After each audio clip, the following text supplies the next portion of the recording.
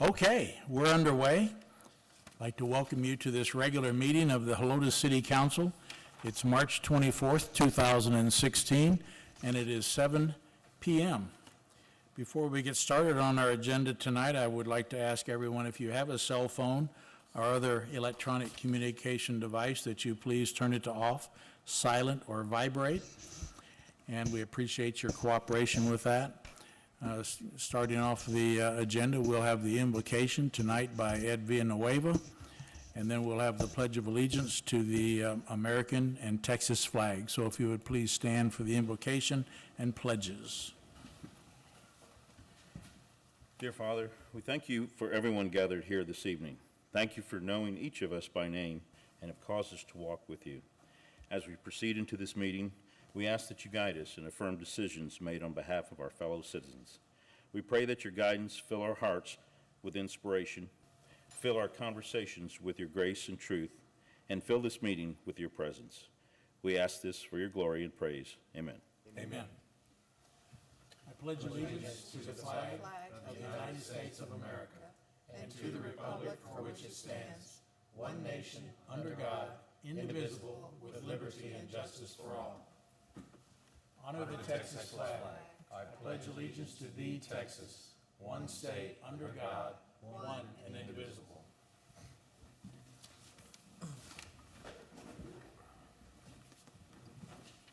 Thank you.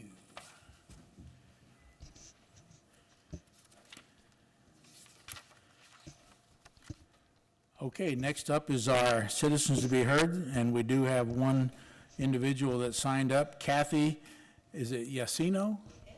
Okay, great. Come on up to the podium. Adjust the mic to your comfort level.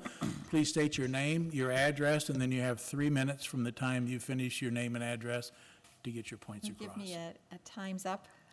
Okay. Yes. Okay. I'm Kathy Yacino. I live at 13058 Wild Heart, which is in Iron Horse Canyon in Helotes. Thank you for hearing my comments, and I appreciate your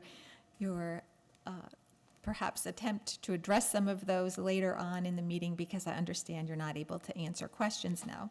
I'll try to rephrase them as comments, although I originally had written them as questions. So the first is I would like clarification on what is the area of jurisdiction that the Helotes Animal Control officers have. Is it only within the Helotes city limits, or do they cover the greater Helotes area as well? Secondly, I'm wondering how Helotes might be able to begin the process of a mandatory registration of microchipping cats and dogs, as is now done in the city of San Antonio. And thirdly, I would like to address some concerns that I have as I read first on the City of Helotes website, which talked about the De Zavala Chavano Veterinary Clinic, which is where animals are impounded if they are picked up by our animal control officers and they don't have the space here. And on the website there, it described that as a no-kill facility, whereas I read something contradictory when I read the article in the Helotes Echo, as well as in the binder out here on the issues to be discussed, which talked about the training that the animal control officers are undergoing for euthanasia, and the specifics that they talked about as far as animals that were picked up with no tag versus with a tag, that they could be subject to euthanasia after 3 days or after 5 days if they do have a tag. So I'm concerned that as they're training that animal control officers, could you address later what might be the reasons that they would euthanize? In other words, are they euthanizing for space available reasons? Might there also be something that residents could do to perhaps have the city change that 5-day hold and 3-day hold to something that might be a little bit longer to give them opportunity to find lost pets? Am I close to 3 minutes, or? Pretty Okay. close. Okay, Nine- I'll nine- stop then. I could go on with others, but thank you. Okay. I appreciate it. Thank you. If you have any other questions, just leave them with us, and then we'll get back to you on those, okay? If we don't cover them. Or if you'd like to hand them to me, I'll see if we can address them during the discussion. We can do that for you. You want it? Yeah. Just hand them to that little guy right there. Get her questions, and then we'll address them. Okay, well, thank you.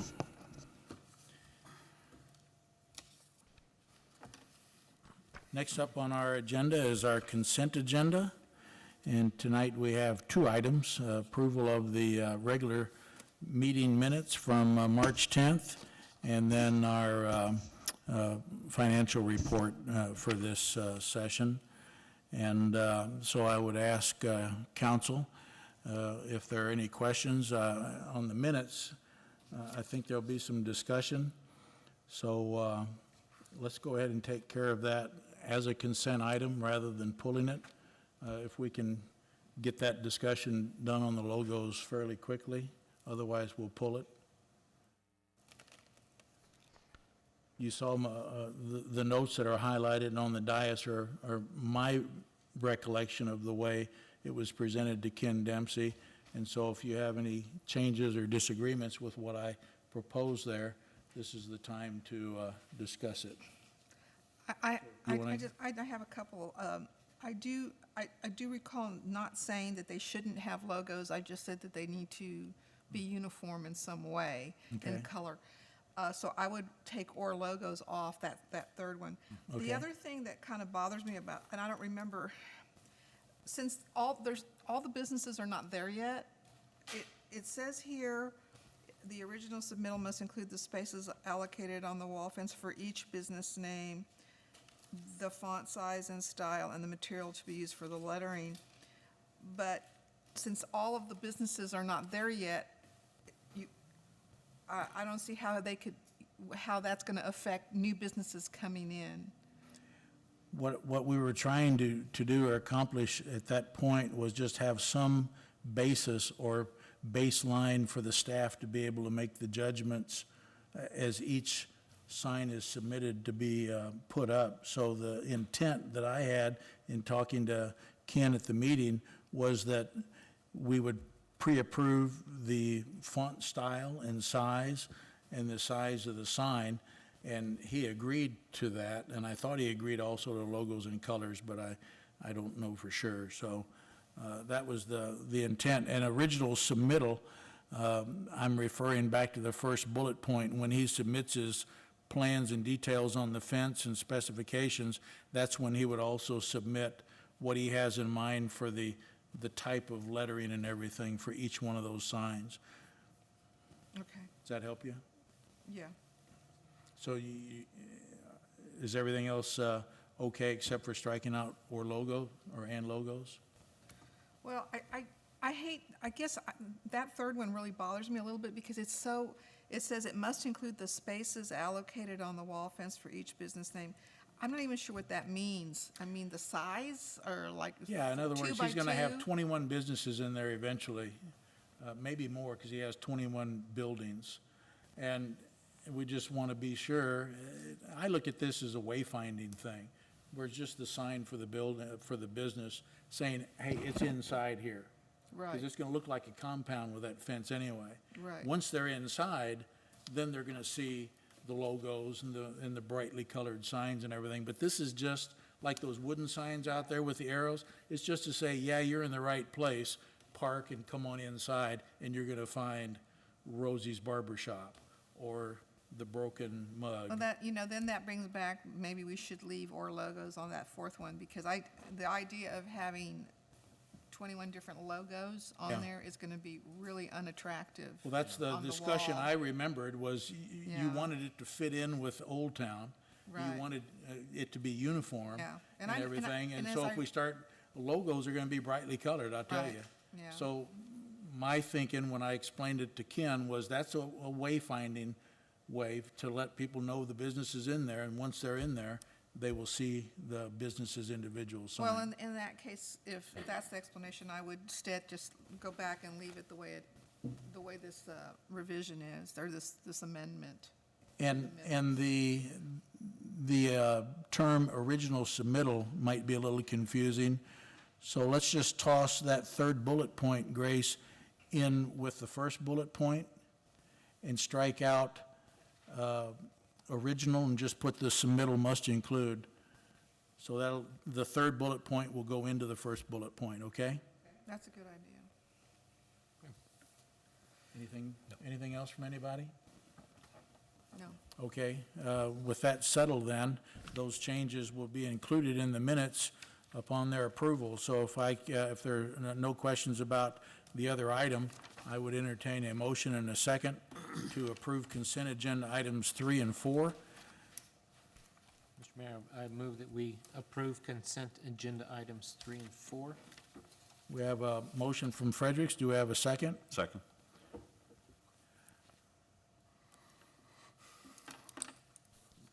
We have a motion from Fredericks, a second from Villanueva to approve consent agenda items 3 and 4.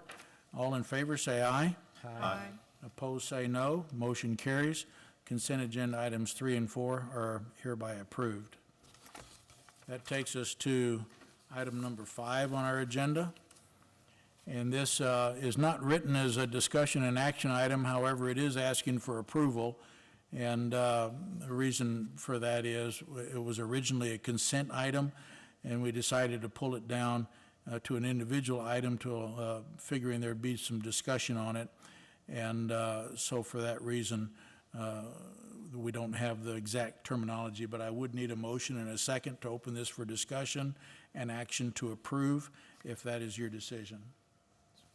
Mr. Mayor, I make a motion that we discuss the approval of agenda item number 5. We have a motion from Byes. Do we have a second? I'll second that. A second from Massey. Okay, Bert, it's your motion, and I think you should have each gotten an email from Rick saying that the work's actually already been done to save some time. It was a study that was required by TxDOT for the project, and this is just authorized payment for that study on karst invertebrates. Wasn't this also because we had to change the route of the park also? Wasn't this additional monies for that or not? No, this is just, I thought I read. in the environmental study, they went out there and they looked for arrowheads and chips from Arrowhead Manufacturing. Okay. They looked for other environmental things, and part of that was to identify possible karst features, meaning, Okay, but it had nothing to do with the rerouting? no. Okay, all right. That's just a question. All right, Okay. I'm good with it. Cynthia, any questions? So what was the outcome of this There- investigation? None of the 4 features that were identified were considered to be karst habitat, so we're done with that. Oh, good, okay. Yeah, that's it. Okay. Paul, anything? No, sir. Alex? Nothing. Ed?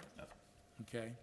No further discussion being requested. We'll call the question. All in favor of approving the payment of $7,475 to Terra Designs, say aye.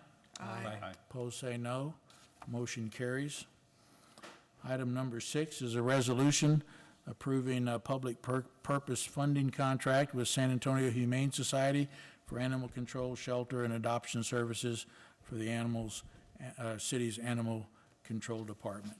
So we need a motion and a second to open for discussion, please. Mr. Mayor, I make a motion we discuss, take action on 6. We have a motion from Byes. Do we have a second? Second. Second from Fredericks. Bert, it's your motion. Okay. I have a few questions. If we transport to the Humane Society, are we going to ever have to bring that animal back? Josh, why don't you go I ahead? can address that. The contract stipulates just, first off, let me just say that this contract is identical or essentially identical to the one that we have with the Helotes Humane Society. And so basically, the power is in the grantees, right? Because we are providing, taking these animals to these humane societies in an attempt not to overwhelm Days of Allah, but also not to have to euthanize. And so this would allow the grantee at their discretion to refuse to take animals from the city of Helotes. Okay, so we won't be bringing any back. Is that, We do not anticipate having to bring any back, but they did want that in there just in case. and we're using the San Antonio Humane Society because, I mean, we've asked, what, almost 100 other entities about doing this type of work, and we have had no response or nobody wanted to do it. Is that correct? We're talking about animal control or care services, impound Yes. facilities, basically. Yes, the only veterinary clinic that wanted to work with us, and they were reluctant to do so, but we convinced them, was Days of Olive Chavano Veterinary Clinic. As far as the San Antonio Humane Society, this originally started with a contract with the Helotes Humane Society. The same essentially public purpose funding contract. And when we met with Janice, who it's my understanding is the executive director of the Helotes Humane Society, we made it well known that we were going to be looking for other humane societies in the area. As a matter of fact, we said that we would be contracting with the San Antonio Humane Society, or hope to contract with them. So this is not the only one that we foresee coming forward to y'all. We hope to have more. And the idea is to dilute the number of animals at any given facility so that you don't overwhelm them. Okay.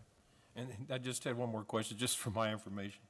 How do you tell a puppy's 4 months of age or under?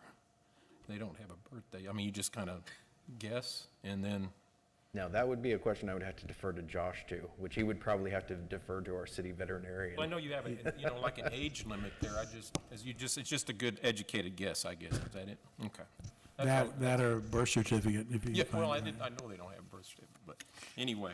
Okay, that's all the questions I had. Thank you. I would like to say that we've been approached by the Helotes Humane Society, and they have, my understanding, acquired some property off of Shanefield, and they're going to be building a facility, and they're going to dedicate, last time we talked, at least a dozen kennels for us to be able to use, specifically for our use, on a monthly contract, similar to what we had for Days of Allah in the past. So they're looking at, within the next 2 to 3 months, depending on funding and some other things that are in there, but that is on the horizon, so we'll have even more.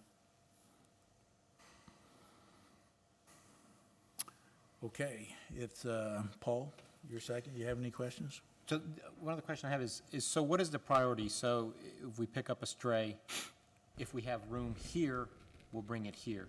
If we don't have room here, what's the flow chart look like? Priority order that we have established would be our facilities, then the Helotes Humane Society because they're much closer and takes less staff time, and then the San Antonio Humane Society, and then Days of Allah Chavano.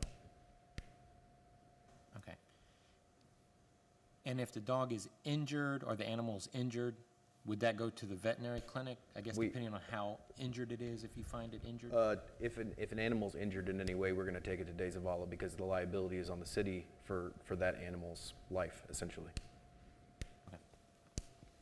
And by contract, they're more or less considered the city veterinarian. Okay. That's all I had, Anything thank else? Cynthia? So when we're filled up and it goes to the humane societies, either of them, I'm assuming those are no-kill facilities, the humane societies? It's my understanding that both are no-kill facilities. Am I correct in that? Yeah, I don't know. It's my understanding that that's their mission, is to adopt as many animals as they Okay, can. so if they don't have the same rules that we do, like if we have the dog here, like we're going to be talking about the new procedures, and policies and procedures for euthanasia and all that. So I guess my question is, okay, we're going to have 10 here, I guess. We already have 10 here. Okay, we have 10 here. Those get filled up, and then there's the day starts, with one 1 to 5 days, 1 to 3 days, whatever. But those stay here. When do you move? Okay, if you've got 10 filled Yeah, I think, cages, then the number 11 goes to one of the new, or do you move these? well, it's not as simple as that, because we work for, our animal control officers and public works staff work 40 hours a week, Monday through Friday. So any animals that we have that are here on a Friday, which could be 10, we have to figure out on Friday by 5 o'clock what we're going to do with those animals, because they have to be taken care of on Saturday and Sunday. So that incurs additional overtime if we have to come in. That's as a manager, that's one of the goals that we have, is try to minimize overtime as much as possible. So there is a frantic effort come Thursday or Friday where we are going to place these animals. Because remember, the Helotes Humane Society's contract is for 2 kennels. That doesn't mean that we can provide them 2 animals at any given time. It's just 2 kennels spaces. So if those animals are filled with those in that kennel for a month before they adopt it, they're not in play. The same thing would apply for the San Antonio Humane Society. If they're given 5 animals and they don't adopt them out, well, we can't take them there, and so then we're forced to take them to Days of Allah Chavano. The reason that Days of Allah Chavano doesn't, and many of the veterinary clinics don't want to be in animal control services, is because they didn't become a vet to have to euthanize animals. So our thought here, again, was a 3-pronged approach. Number 1, we would increase capacity for the city of Helotes animal control here on property. We would then enter into as many agreements as we possibly could with San Antonio Humane Society, Helotes Humane Society, Animal Defense League, what have you. And then have our city veterinarian as the last resort, because they are also the most costly resort, and they are not in the business of impounding animals. They're in the business of taking care of your and I's pet. So that's where we are, and that's why we're trying to expand all of the ability that we have to take care of these animals as best we can. I mean, it's a... Animals do we get in a week? Go ahead. Could you step up to the mic, please? It fluctuates a lot. We've impounded as many as a dozen in a week, and we've gone weeks without impounding any. We're probably averaging 20 to 25 animals a month right now. That's a significant increase from what it was just like a year ago, when we were probably at about 10 or 12 a month. So it's rising. And are these animals they're from within the incorporated city limits? Are like people call you, or do you see them yourselves? At the moment, we do very little proactive, which means we're not really looking for animals. Majority of the animals we impound are citizen call that we're responding to, or dispatch call, or police, whoever calls us. Every animal we impound is within the incorporated city limits of Helotes. We do not take animals from ETJ. If we get a call for an animal in the county, we refer them to the county. If we get a call from the city of San Antonio area, we refer them to city. So everything's within incorporated city limits.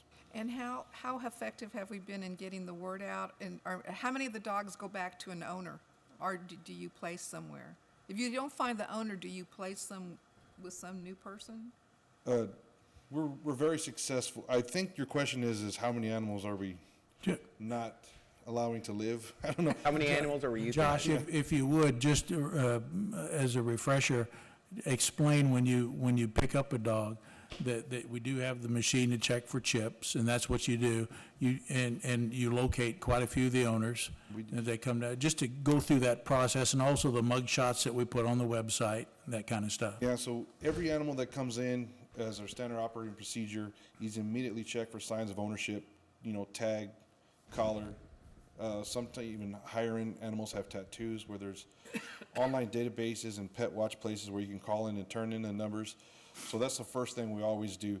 I would say at least half of the animals we pick in have some signs of ownership, and we are pretty successful getting a lot of those animals home. Then what's done is pictures immediately taken of them, and as soon as possible, it's posted on our city's website under the Lost and Found page. Some of the animals that we know are from the area, we forward those pictures on to the Helotes Humane Society, because they use other aspects to post the pictures. Craigslist, we don't go on Craigslist, but the Humane Societies do, so we share the pictures with as most people as we can. And then the 3 to 5 day period begins on the, Okay, so have we been euthanizing these animals that don't have any owners or? rough guess in the last 3 years, I don't have the exact numbers because I haven't looked at them in a while, but rough guess is in the last 3 years, maybe 5, 6 dogs. So, cats are a little bit higher, but 3 years ago, we had a hoarding situation where we had to put down a large number of cats, but we don't really impound a lot of cats. So in the last 2 years, we probably haven't put down Yeah, it's hard to maybe catch 4 a or 5. cat. Yeah. Yeah, okay. Let me see. So if I may reiterate, in the last, I think in the last 3 years, we've euthanized maybe 5. We are not in the business of euthanizing animals, and they have had much success in working with all of the humane societies, the Helotes Humane Society, but mostly working with Days of Allah Chavano, or not mostly, but also working with Days of Allah Chavano Veterinary Clinic in adopting these animals out. And once we give them over to Days of Allah per the old agreement, or to Helotes Humane Society and also with San Antonio Humane Society, they become the animals of those societies. They are no longer our animals. Oh, okay, that was another question. So then they go by the rules of that organization or the veterinary clinic? Or the contract that we have with those organizations, yes. And if I could add one thing, when we met with Days of Allah, when the old contract ended and we're trying to start the new contract, we asked them to share with us what we could do different to encourage them to continue to help us with animal control. And one of the big issues was they did not want to euthanize because they didn't go to vet school to euthanize. And those are their exact words, which is why we decided that city staff could handle that in basically last resort situations, which is why we had to go get training. Okay. While we're on that topic and have you up there, one question was mandatory registration. Would you just cover what we have now on the books as far as a requirement for rabies vaccinations and registration with the city? Yeah, we already have a mandatory registration for animals. The cost of that registration is based upon whether it's an intact or spayed or neutered animal. And it's been in force since before I was here, so I know for at least the last 5 years. And we have penalties that come with that failure to registration. And the principal purpose for registration is to ensure rabies vaccination, not to keep track necessarily how many dogs we have, but just to make sure that people are following the state law and make sure their pets are vaccinated. And we have annual registrations and lifetime registrations. Yes, So they're and we the do, option of the owner. and we do when registrations expire, we do notifications as well. It's all tracked through our system. Or in Right. code. And if I can add to that, she did ask about mandatory microchipping. That is currently not on the books. We do not mandatorily make people. Unless it's adopted. When an animal gets adopted, all animals are microchipped when they're adopted, whether it be, I know the Helotes Humane Society does it, I know San Antonio Humane Society does it, and I know that when Days of Allah adopts out, they're microchipped. And we don't really adopt out pets in-house at the moment. Most of our adoptions are through third-party contractors.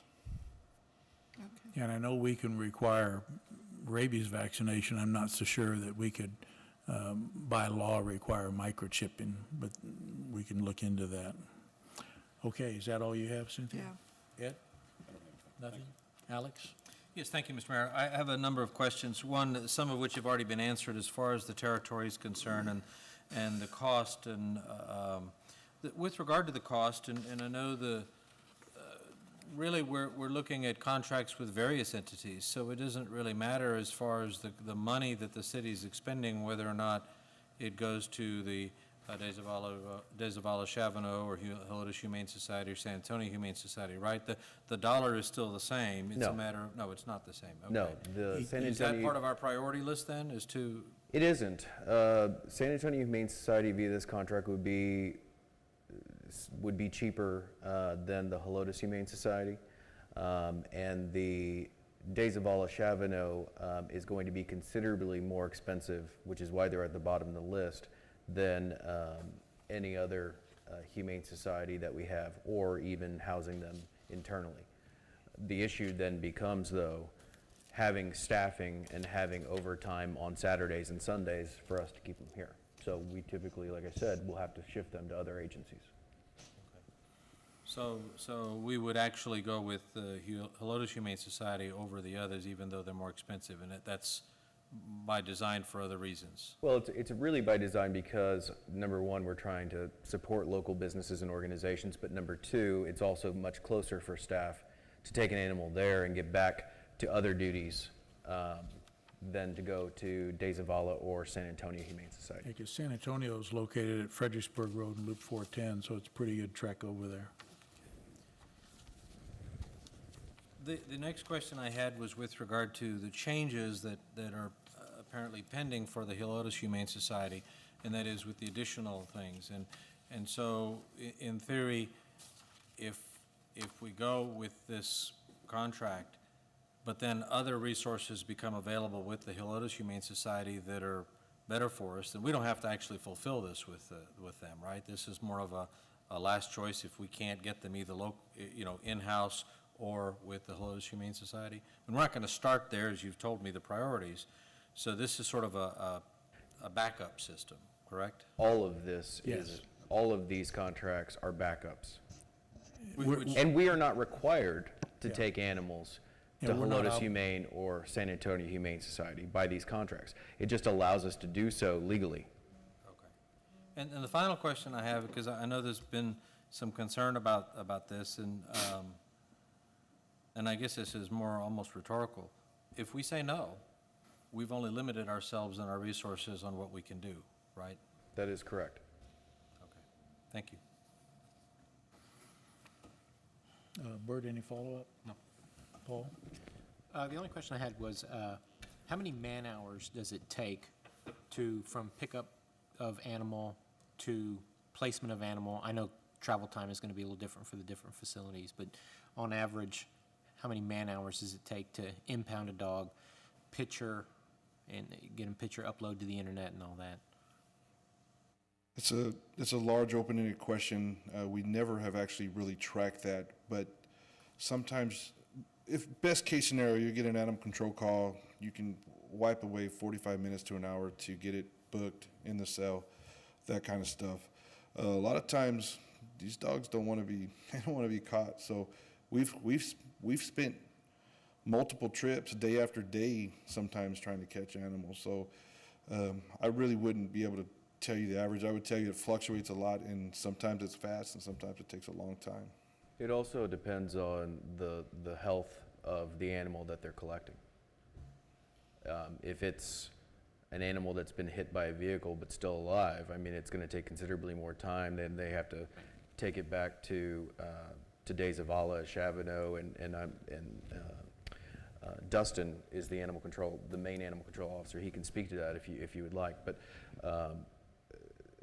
the other thing that takes time that he did not mention is when they come back at the end of the day, the reporting that they have to do within the badge. We call it the badge system, which is doing their animal control reporting. So that takes time.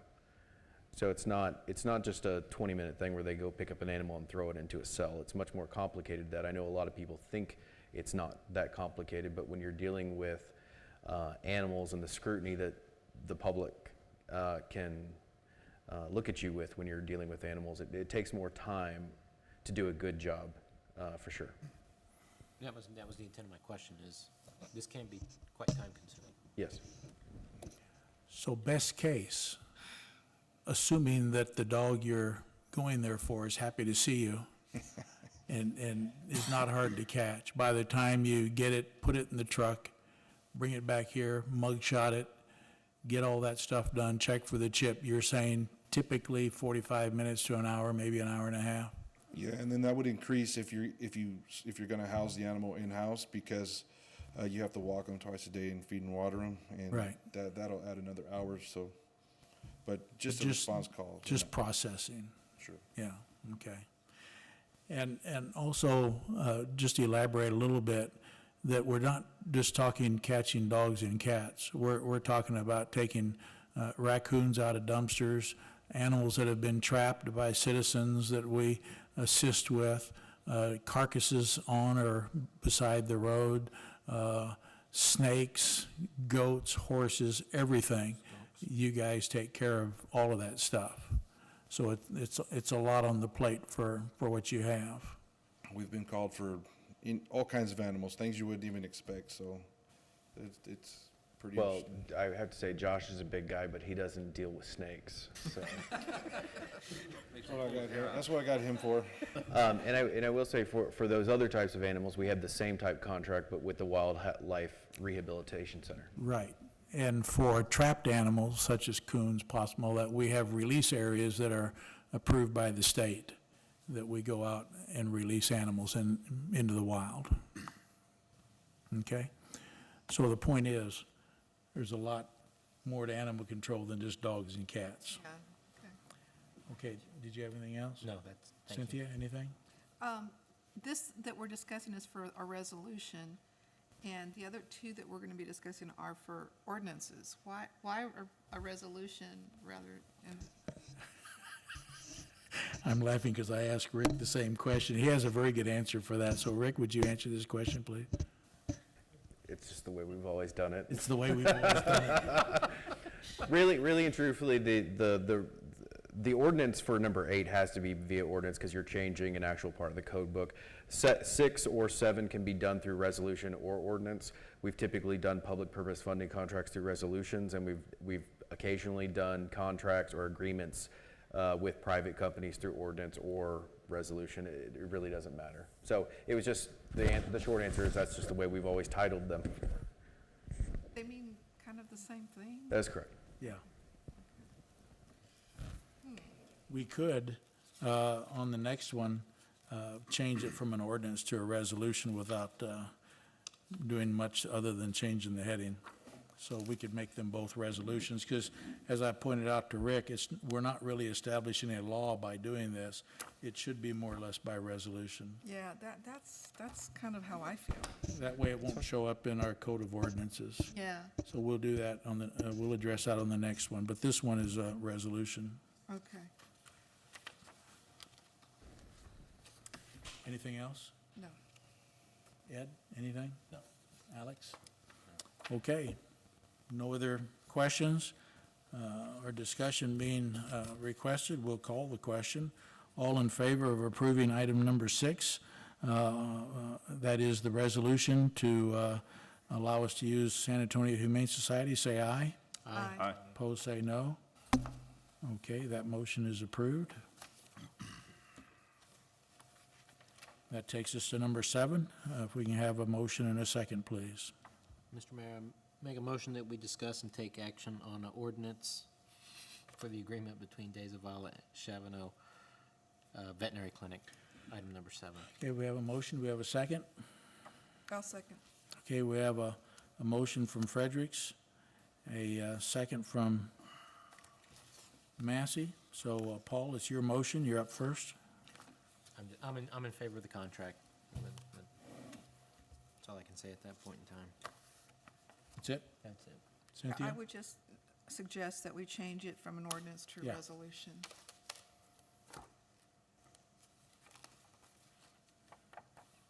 We can amend that, and you can make that part of the motion when we get back to you, okay? I thought I did. Huh? I said resolution. Oh, you did? No, you said You ordinance. said ordinance. Oh, did I? I thought I said resolution. Small detail we can handle real easily. Okay, any other questions? Ed? No, nothing. Alex? No, sir. Bert? Okay, just to make it official, if you would, I'd like to amend the amend the motion. motion to discuss and take action on a resolution by the city. so rather than Council. ordinance, we're going to make it a resolution. Okay? And I'll second You'll that. second that? Okay, any discussion on that? No, sir. Okay, nothing else required of discussion? All in favor of approving item number 7, say aye. Aye.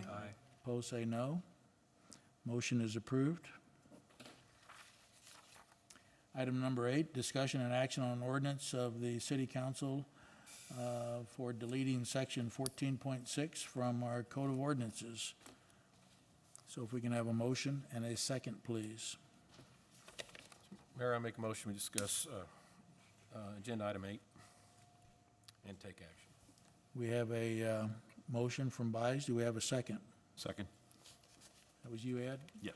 A second from Villanueva, so we have a motion and a second.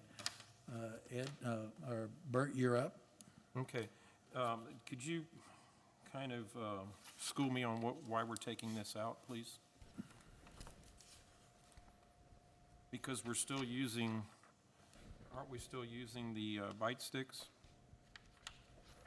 Or not? Yeah, you want to handle that? Yeah, I can, but We are taking 14-6 out of city code because we believe it's more of a policy that should be included within the policies and procedures manual, specifically for the animal control department.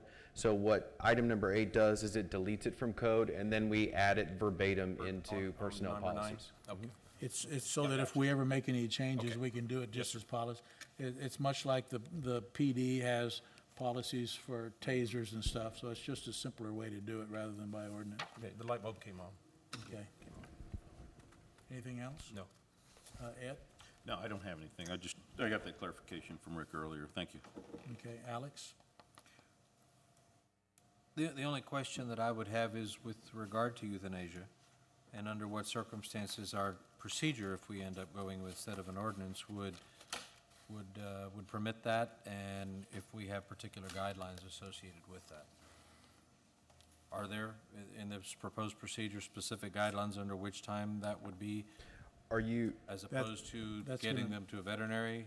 Yeah, that's going to be under 9. We're going to address all the euthanasia in the next item. Okay. Then I'll wait till So, that item. yeah, so this is just to remove the Okay, just to bite relocate stick the place. part Okay. from the ordinance, code of ordinances and place it into the policies and procedures. Thank you. Paul, any questions? Cynthia? No, it's fine with me. to move. Okay. Then we'll call the question. All in favor of approving item number 8, say aye. Aye. Opposed, say no. Motion is approved.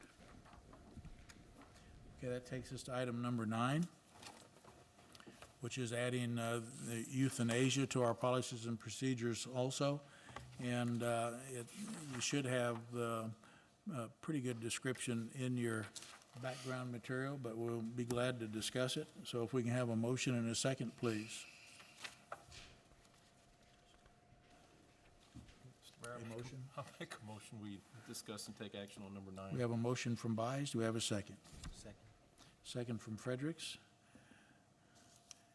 And this is to discuss amendments to the personnel policies and procedures to include euthanasia. So Bert, again, it's your motion. You're up. Well, we're moving the part we deleted in agenda item number 8 over to this, to the policies and procedures. And then also, I guess, our animal control officer, Dustin, has been through the euthanasia training course, right? Actually, both of them have Both been. of you have? Okay. All right, that's all I had. Reluctantly. That's all I had. That's all you have? Paul? So I guess the question I have is, what are the conditions that would cause us to have to euthanize an animal other than the obvious injury? And well, our current, if you look on page 2, policies and procedures number 1, it outlines a minimum of 5 business days and a minimum of 3 business days. That actually matches our current code of ordinances that says animal control officers or veterinary staff can euthanize after 5 and 3 days. So we just matched what's currently in code in this policies and procedures document. Now, in practice, as Josh just told you, in 3 years, we've only euthanized 5 animals. So internally, our policy would be to be used only as a last resort. I know that Councilwoman Massey called and asked me about that, and I have a feeling she's going to have some verbiage that she would want to include in this. But I think it's important, I'm fine with amending the policy to say to be used at staff's discretion only as a last resort. I think that sets a good policy tone, and we have no issue with that. And believe me, we don't want to go out and euthanize animals if we don't have to. However, I am hesitant to stipulate precisely at what date, what time, et cetera, so on and so forth, because what you do there is you handcuff staff. And so long as we're within the code of ordinances between 5 and 3 days, which we've never euthanized after 3 or 5 days, I don't believe, unless the animal had cancer or was dying of some other health condition. I don't want to handcuff staff to be able to handle animal control situations that arise at any given time. I mean, if we're bombarded with 15 animals in one day from a house that, as Josh said, was hoarding cats, these animals aren't going to either one of the council members' houses over the weekend. They're not coming to my house. They're not coming to Josh or Dustin's house for the weekend. You know, we're faced with a life or death decision at that point, and sort of reality of what you do with animals that are let loose out in the wild. To go back, and I don't really know if that answered your question, but the policy, the code of ordinances says 5 and 3 days. We match the policy 5 and 3 days. If y'all want to amend it to say that this should to be used only as a last resort, I'm perfectly fine with that, and I can guarantee you that no staff member of mine nor myself is trying to go out there and euthanize animals as they come in and match that 3rd day or 5th day plus 1 hour. My question really was more, and I understand that, but was more for an injured animal or a diseased animal, and they make that call in the field, I assume, or do they consult with the vet, or? We would consult with De Zavala Veterinary Clinic before we euthanize an animal, just because we believed it was sick or had cancer or what have you. Or injured? Or it was Hit by a injured, car, we would send that animal to De Zavala. And they would take care of that? They likely wouldn't euthanize because, again, they do not want to be in that business anymore. But once they made the call that this animal needed to be euthanized, we would bring it back here, or we would do it ourselves at that facility. Okay, okay, thank you. Josh, did you have any input on anything? I was gonna mention that the 3 to 5 days. Can you stand up at the mic, please?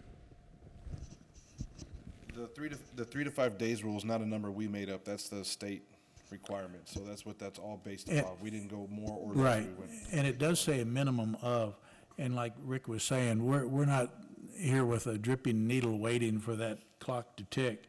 We have a history of making every possible effort to either find the owners as fast as we can or make sure these animals are adopted out. However, the reason we're finding ourselves in this situation, and correct me if I'm wrong, but some of these animals stay in these facilities for 30 or more days. Absolutely. And what we're running into is the agencies that used to take animals to adopt out, adoptions are slow for them, so they're filled to capacity, and there aren't any adoption agencies really out there looking for animals because they're already full.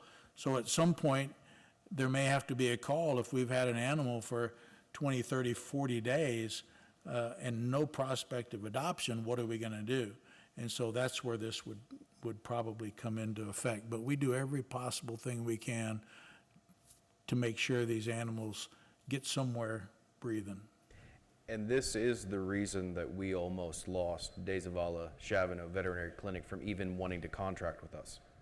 The only reason that they're wanting to, that they contracted with us now is because they said, we're not going to be in this business anymore unless we get retail rates.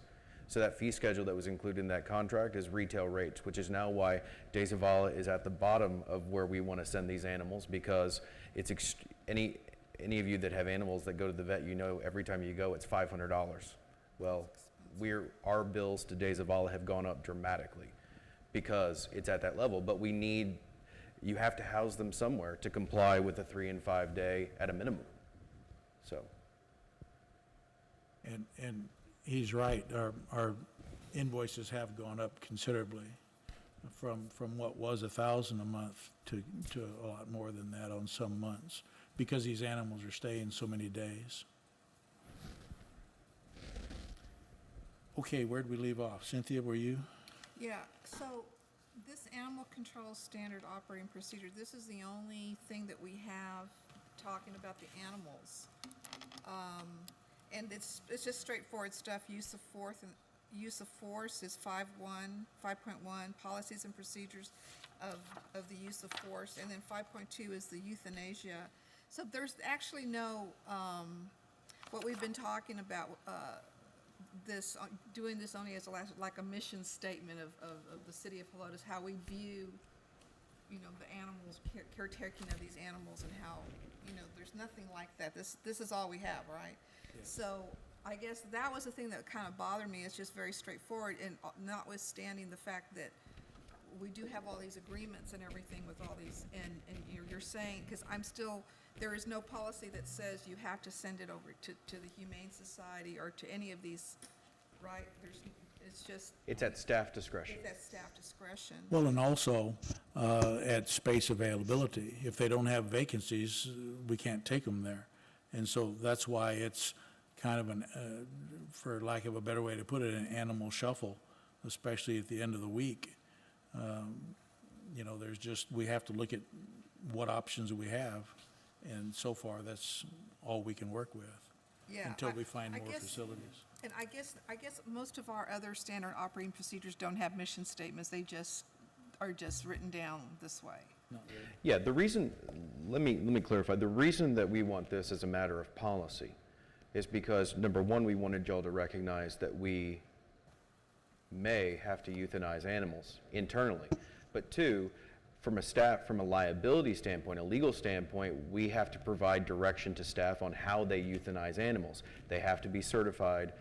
You have to have a drug enforcement agency license in order to house medications here. All of those things we've already completed. So this is really a human resources legal reason for including it in the policies and procedures manual. And this policy and procedure is directly from DSHS and Department of State Health Services and the Texas Academy of Animal Control Officers. So it is which contracts through DSHS. So this is a vetted policy and procedure. But again, I'm not opposed.